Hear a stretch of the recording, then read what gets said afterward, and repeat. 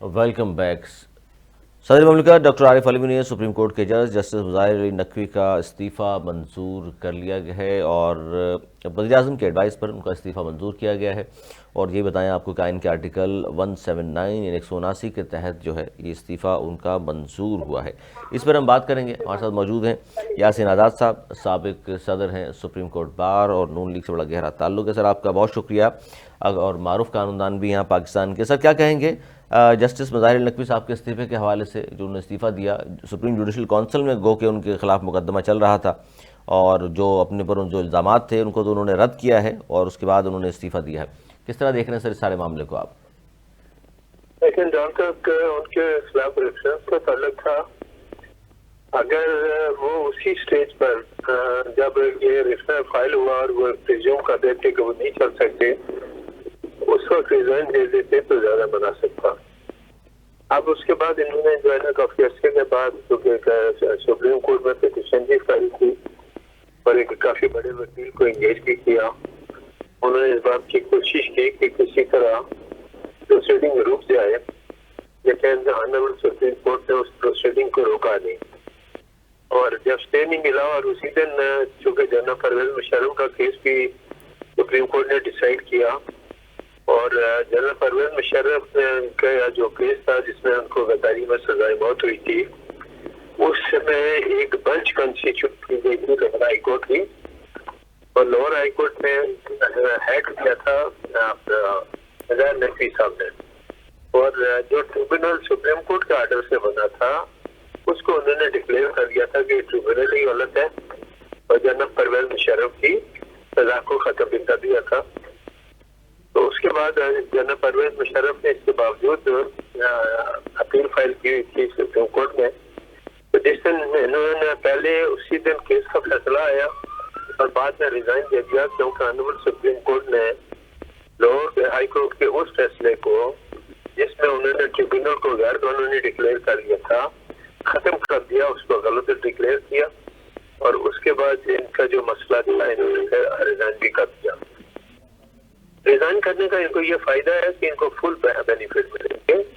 इनके आर्टिकल 179 में जब प्रेसिडेंट इनका रिजिग्नेशन एक्सेप्ट कर लेगा तो ये प्रिज्यूम किए जाएंगे एज ए जज ऑफ हाई कोर्ट, रिटायर्ड जज ऑफ सुप्रीम कोर्ट, और फिर एज ए रिटायर्ड जज ऑफ सुप्रीम कोर्ट जो पूरे बेनिफिट है वो इनको मिलेंगे।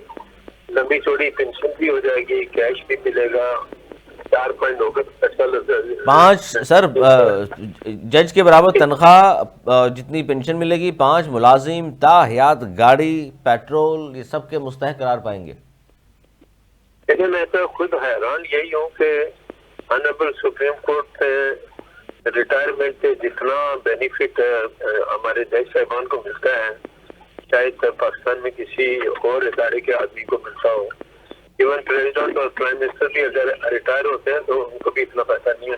सर काम भी तो उनका सबसे ज्यादा अहम है सर, कितना प्रेशर होता है उन पर, कितना बारीक काम कर रहे हैं वो सर, कितने प्रेशर में काम कर रहे होते हैं, ये भी तो है ना उनके ऊपर। चले काम तो सारे टेंशन का करते हैं, वकील भी टेंशन का ही काम होते हैं। जो आपका प्रोफेशन है, क्या डॉक्टर का प्रोफेशन टेंशन का नहीं होता। बहरहाल उन्होंने रिटायरमेंट ले ली, अब वो पूरा बेनिफिट मिलेंगे। लेकिन उन्होंने हमारे एक अदारे से पाकिस्तान बार काउंसिल के खिलाफ कुछ सीरियस एलिगेशन लगाए हैं, जिसमें मैंने आज देखा कि पाकिस्तान बार काउंसिल के चेयरमैन एग्जीक्यूटिव हसन रजा पाशा साहब आज डिफरेंट चैनल पे काफी तफसील से बात कर रहे थे। अच्छा, उसमें तो उन्होंने कहा, मैं चाहता हूँ थोड़ा इसमें जरूर बताइए सर। आप जाहिर मारूफ कानूनदान है, तमाम चीज़ों को बड़े गौर से देखते भी हैं। सुप्रीम जुडिशल काउंसिल में इनके खिलाफ जो कार्रवाई चल रही थी, एक तो उनके तरीक़ाकार पर उन्होंने सवालात उठाए और मौक़िफ़ इख्तियार किया कि सुप्रीम जुडिशल काउंसिल जो है कवायद की खिलाफ वर्जी कर रही है, और जो उनके ऊपर असासों से मुतल्लिक इल्ज़ामात, फिर एक मुबैना ऑडियो भी आई। इन चीज़ों को आप किस तरह देख रहे हैं? और जब केसेस चल रहे होते हैं उसके बाद इस्तीफ़ा कोई जज देकर जाता है, सर ये मामला जो है इसको किस तरह देखते हैं? नहीं, देखिए इस्तीफा देना सुप्रीम कोर्ट का जज जो है या हाई कोर्ट का कोई भी जज, वो इस्तीफा जो देता है वो सदर पाकिस्तान को एड्रेस करता है, पीएम के एडवाइस से उसका रिजिग्नेशन एक्सेप्ट किया जाता है। वो रिजिग्नेशन का आज प्रेसिडेंट ने एक्सेप्ट भी कर लिया। सही। अब सिंपल क्वेश्चन यह है कि जो आपके साथ सीरियस एलिगेशन थे काउंसिल के अंदर, वो तो मेरे नजदीक रेफरेंस एक किस्म का खत्म हो जाता है। अच्छा। लेकिन जिस आदमी ने रेफरेंस दाखिल किया हुआ है वो आज भी क्लेम करता है कि चूंकि ये चीजें बहुत सारी चीजें हैं जो मैं इसको सुप्रीम कोर्ट में लेके जा सकता हूँ। तो जिस तरह आज आपके सामने देख लें कि कल एक दो जगह निजी चैनल में मैंने ये कहा था कि पेशावर हाईकोर्ट के हवाले से कि ये इलेक्शन कमीशन सुप्रीम कोर्ट चला जाएगा। मेरे ख्याल में सुप्रीम कोर्ट में इलेक्शन कमीशन ने भी पिटीशन दायर कर दी है। अच्छा, उस पर चले, आपने जिक्र कर दिया सरदत्त सर, ये बताइए कि आप जाहिर है तमाम चीज़ों को देखा है आपने, इस तरह के केसेस आप देखते भी रहे हैं, कानून क्या कहता है इस पेशावर हाई कोर्ट के फैसले पर? अब वो चैलेंज करेंगे, सुप्रीम कोर्ट में चैलेंज कर दिया उन्होंने, और इतने अहम मौके पर सिर्फ 25-30 दिन रह गए हैं इलेक्शन में, उस तरह की चीज़ें अभी तक सामने हो रही हैं, इलेक्शन कमीशन ने फिर चैलेंज कर दिया। अब क्या स्टे लेने में कामयाब हो जाएगा इलेक्शन कमीशन? जैसे पहली बात यह है कि कल भी मैंने ये बात कही थी कि इस मुल्क की बदकिस्मती ये है कि हर आदमी अपनी मर्जी का कोर्ट ढूंढता है और वो देखता है कि कौन से हाई कोर्ट से उसको रिलीफ मिलेगा। मेरा अपना जाती जो पॉइंट ऑफ व्यू ये है कि इस्लामाबाद हाई कोर्ट जो बनाया गया था वो इसलिए बनाया गया था कि फेडरल गवर्नमेंट के जितने ऑफिस हैं केसेस दाखिल होते हैं इसकी जुरिस्डिक्शन एक किस्म की जो है इस्लामाबाद हाई कोर्ट को होनी चाहिए। आपने इस्लामाबाद हाई कोर्ट को बाईपास किया, आपने पिंडी हाई कोर्ट सर्किल बेंच को भी बाईपास किया और सीधे पेशावर चले गए। और पेशावर में जो कुछ हुआ, पहले एक जज ने ऑर्डर दिया, दूसरे ने स्टे खत्म किया और बाद में उन्होंने यह बहाल कर दिया।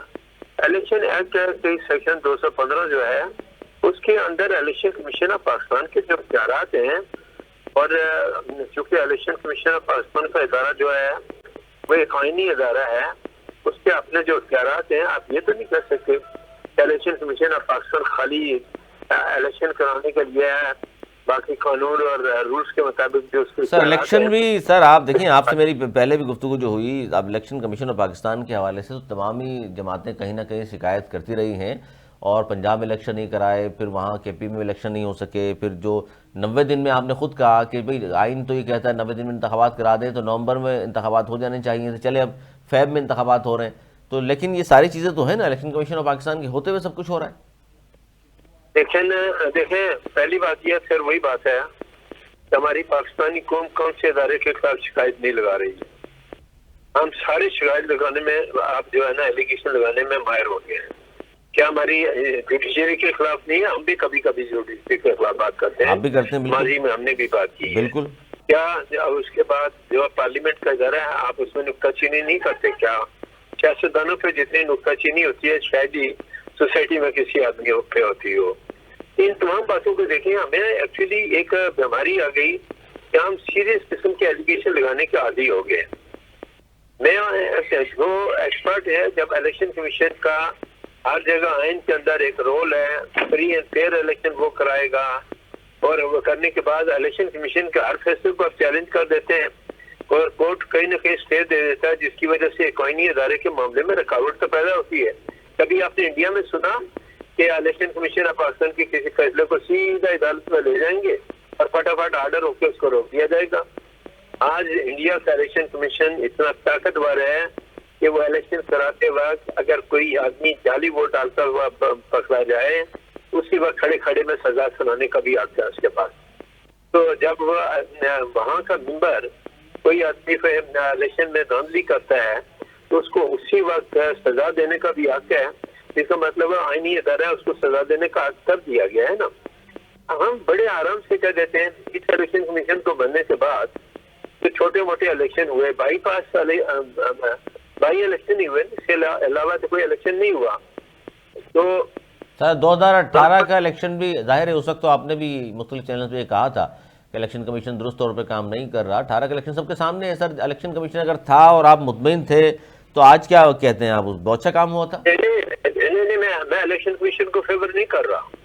मैं इलेक्शन कमीशन को ये कहता हूँ कि फ्री एंड फेयर इलेक्शन, जिस तरह ये लिमिटेशन का मामला था, वक्त से पहले डिसाइड हो जाना चाहिए था। तो सर नहीं, आप उसको अगर ब्लेम नहीं कर रहे या फेवर भी नहीं कर रहे, तो फिर ये बताइए ना सर कि इलेक्शन कमीशन पीटीआई का मौक़िफ़ ये है कि जी देख लीजिए पेशावर हाई कोर्ट का फैसला, अब फिर दोबारा वो चैलेंज करेंगे, फिर स्टे होगा, फिर वो चैलेंज होगा।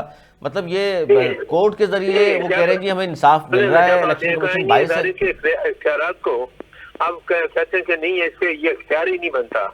और अगर एक हाई कोर्ट फैसला करता है तो क्या उस आईनी इदारे को आपस अपनी सुपरमेसी के लिए सुप्रीम कोर्ट जाने का हक नहीं है? बिल्कुल है। आप तो पॉलिटिकल पार्टीज हर मामले में सुप्रीम कोर्ट जाती है, और जब आईनी इदारे के अपने इख्तियारात से आप अटैक करेंगे और कानून अगर उसको इजाजत देता है तो अपील करने का उसका राइट है। वो ये कहते हैं सर कि ये बल्ला इतना अहम क्यों हो गया है कि इसके खिलाफ जो है, इस बल्ला हमने लेके नहीं, पीटीआई को किसी भी तौर पे देना नहीं है, चाहे कुछ हो जाए। ये तो लोगों का कहना है ना, इल्जाम से है ना सर, इल्जाम लगा रहे हैं ना। मतलब कल बल्ला अगर बहाल हुआ है सर, तो अब वो सुप्रीम कोर्ट जाएंगे, फिर वहां से आप जिसे कानूनदान भी कह रहे हैं कि स्टे मिल जाएगा बासानी। थोड़ा जल्दबाजी ना करें। आप ये देखें कि खुद आप ये बताएं कि 13 तारीख को निशान अलर्ट होने थे, 13 तारीख को आपको निशान मिलना था, आपने वक्त से पहले क्यों शोर मचा दिया?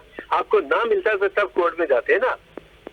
तो आपका जो पार्टी का जब ओहदा खत्म हो गया, पार्टी के इलेक्शन को उन्होंने चैलेंज किया, इलेक्शन कमीशन ऑफ पाकिस्तान अगर फ्री एंड फेयर इलेक्शन नहीं कराएगा, तो मैंने कल भी एक निजी चैनल में ये बात कही कि इमरान खान साहब को भी इलेक्शन में हिस्सा लेने का पूरा मौका दें। किसी पार्टी को अगर मौका नहीं देंगे तो कल इलेक्शन हो जाने के बाद वो पार्टी शोर शराबा करेगी। पाकिस्तान के हालात वैसे भी खराब हैं, सिस्टम हमारा जो है ना सर, बात बिल्कुल दुरुस्त है आपकी, लेकिन क्या ये बात, ये तो सर आप जाती हैसियत में बात कर रहे हैं ना, आपकी पार्टी तो कभी नहीं चाहेगी ऐसा, या वो भी यही सोचते हैं? हेलो सर, मैंने कहा तो आपकी जाती राय है ना, आपकी पार्टी भी यही चाहती है। हेलो सर, आवाज आ रही है आपको? Hello hello. अच्छा, बहुत शुक्रिया साबिक सदर सुप्रीम कोर्ट बार यासिन आज़ाद साहब, मारूफ कानूनदान, और वही बात कर रहे हैं कि जी मेरी ज़ाती हैसियत में तो राय यही है कि पीटीआई के चेयरमैन को भी आज़ादी होनी चाहिए, लेकिन जाहिर है हम सब जानते हैं उनके केसेस मौजूद हैं। 9 मई के वाक़यात के हवाले से उनके बहुत सारे रहनुमा हैं, लीडरान हैं जिन पर केसेस मौजूद हैं। उनके खिलाफ तो यकीनन आइन और कानून के तहत जो है, जो भी सज़ाएँ हैं या जो मुकदमात हैं वो होने भी चाहिए, सज़ाएँ मिलनी भी चाहिए। ज़ाहिर रियासत में हमला करार दिया जाता है इसको, और हम सब मुत्तफ़िक़ हैं इस बात पर। लेकिन जिस तरह इलेक्शन कमीशन ऑफ पाकिस्तान के हवाले से आज भी बड़ा फैसला सामने आया, और इलेक्शन कमीशन ने पेशावर हाई कोर्ट का जो फैसला था उसको सुप्रीम कोर्ट में चैलेंज कर दिया। दूसरी खबर जो हमने बात की वो थी मज़ाहिर नकवी साहब की, कि वज़ीर-ए-आज़म की एडवाइस पर सदर ममलिकत आरिफ अलवी साहब ने उनको इस्तीफ़ा मंजूर कर लिया, और आइन के आर्टिकल 179 के तहत इस्तीफ़ा मंजूर किया है। इस पर आपने कानूनी राय यासिन आज़ाद साहब से सुन ली, उनकी माहिराना राय। आज तक के लिए इतना ही। अगले प्रोग्राम तक के लिए मुझे मेरी टीम को दी इजाज़त। मौलाना की बात।